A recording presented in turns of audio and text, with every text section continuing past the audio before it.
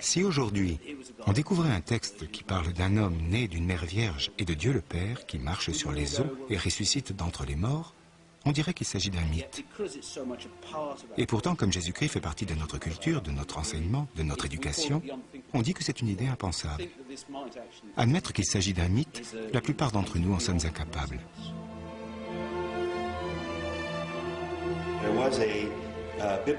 Un grand spécialiste de la Bible, qui était sans doute un chrétien très dévot, a déclaré au début du XXe siècle « Nous devrions cesser de croire que le vrai Jésus, celui qui a vécu en Palestine, est une ressemblance quelconque avec le Jésus du Nouveau Testament. » Une opinion dérangeante, mais probablement juste.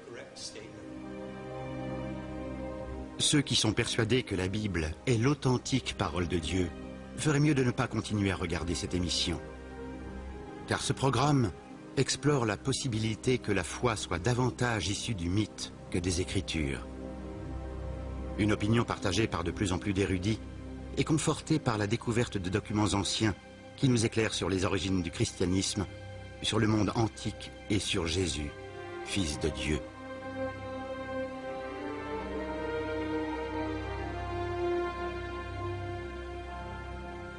Dans le monde où vivait Jésus, beaucoup pouvaient être fils de Dieu, une expression qui désignait les gens pieux, les Juifs qui observaient fidèlement la loi.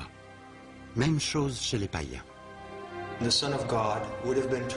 Fils de Dieu est une expression utilisée dans les mystères, mais dans le sens où nous dirions docteur en théologie par exemple, c'est-à-dire fils de Dieu, quelqu'un qui a reçu des informations sur la divinité.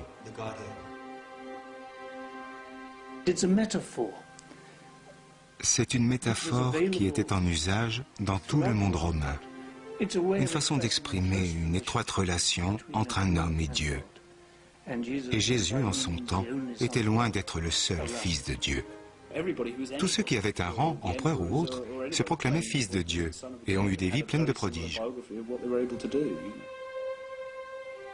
Fils de Dieu n'est pas une expression réservée aux gens pieux et savants.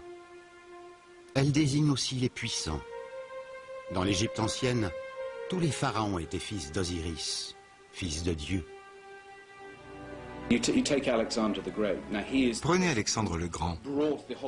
C'est lui qui a réuni les pays méditerranéens pour en faire l'empire grec. Sa mère, initiée au culte de Dionysos, l'a élevé dans l'idée qu'il était né d'une immaculée conception, qu'il était né d'un dieu. Elle était la Vierge Mère? Absolument. Jules César est fils de Dieu. Il a une ascendance divine. Comme tous les autres empereurs romains le proclameront par la suite. L'idée d'être fils de Dieu est une idée très répandue durant toute l'Antiquité. Jésus lui-même s'est-il jamais proclamé fils de Dieu? Pour autant qu'on le sache, Jésus ne s'est jamais appelé fils de Dieu. À en croire l'évangile de Marc, il parlait de lui-même comme fils de l'homme.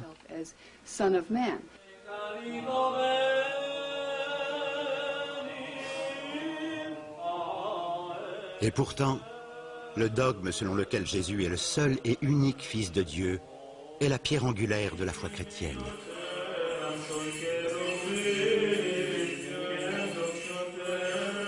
Deux millénaires plus tard, le christianisme apparaît comme une rupture radicale avec le passé, avec sa promesse de salut, celle d'une vie après la mort. Mais la résurrection a-t-elle été avec Jésus-Christ une révélation nouvelle pour l'humanité? Pas du tout. L'idée de la résurrection plaisait beaucoup aux Égyptiens, qui ont toujours été très préoccupés par la vie du corps, par la vie éternelle du corps. Leurs pyramides et d'autres édifices montrent que la religion égyptienne était un culte de la vie après la mort. Il s'agissait bien sûr d'une vie dans le cosmos après la mort biologique, d'un passage dans l'au-delà. Âgé de près de 90 ans, le Hollandais Gilles Quispel, qui a enseigné à Harvard, est considéré comme l'un des plus éminents experts au monde sur les religions antiques et la pensée des premiers chrétiens. Le défunt comparaît devant le tribunal du jugement dernier.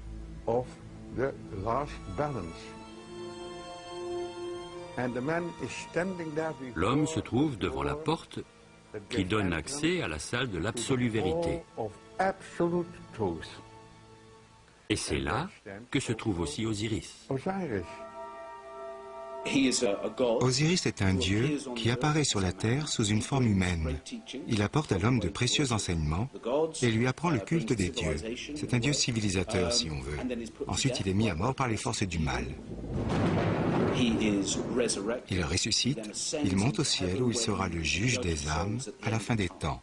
Les tombeaux égyptiens fourmillent de représentations qui retracent ces événements.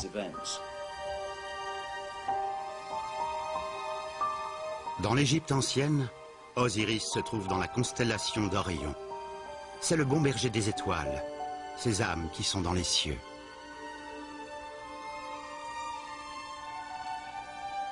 C'est loin d'être la seule image mythique qui ait annoncé les concepts beaucoup plus tardifs du christianisme. Les auteurs Tim Freke et Peter Gandy ont fait une étude extensive de la pensée dans l'Antiquité. C'est une image choquante. Pourquoi l'avez-vous mise sur la couverture de votre livre? Parce qu'il s'agit d'une preuve qui nous tient beaucoup à cœur. C'est un talisman, une amulette. C'est petit, de la taille de mon pouce. On dirait Jésus sur la croix, et pourtant l'inscription en grec nous explique qu'il s'agit de Dionysos, à la fois homme et Dieu, qui est mort et ressuscité. Et le fait d'apprendre que ce demi-dieu païen a connu exactement la même mort que Jésus est, selon nous, la preuve que nous avons puisé l'histoire de Jésus dans la mythologie païenne. Dionysos, c'était le Bacchus des Romains. N'était-il pas le dieu du vin et des libations? Bien sûr que si, mais c'était aussi le dieu de l'initiation.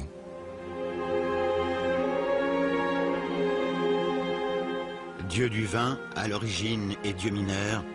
Dionysos, c'est-à-dire littéralement fils de Dieu, se transforme plus tard en rédempteur.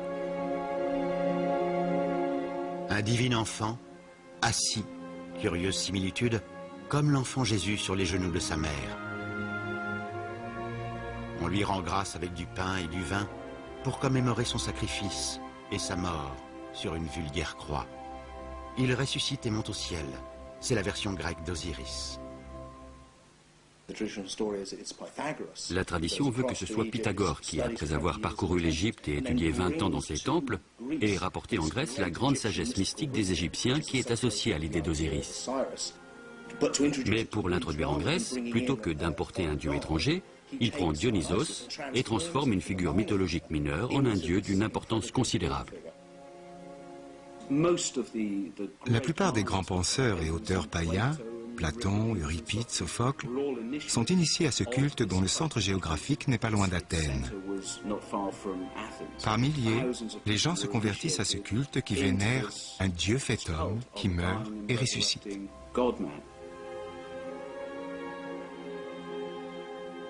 Le christianisme doit-il quelque chose à une culture si ancienne ou à d'autres cultures?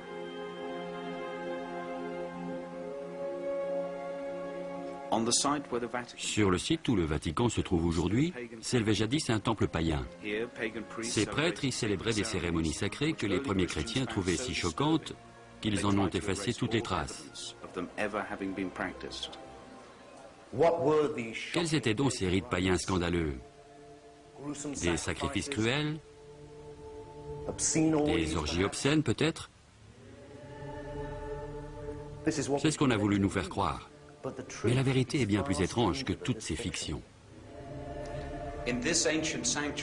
Dans cet antique sanctuaire, des congrégations païennes ont autrefois glorifié un dieu rédempteur, Mithra, qui, comme Jésus, est né d'une vierge le 25 décembre et qui est fils de Dieu. Comme lui, il est monté au ciel, il a promis de revenir à la fin des temps pour juger les vivants et les morts. Ici, des prêtres païens partageaient un repas symbolique composé de pain et de vin en l'honneur de leur rédempteur. Un Dieu rédempteur qui avait averti ses fidèles, « Qui ne boira pas de mon sang ne connaîtra jamais le salut. »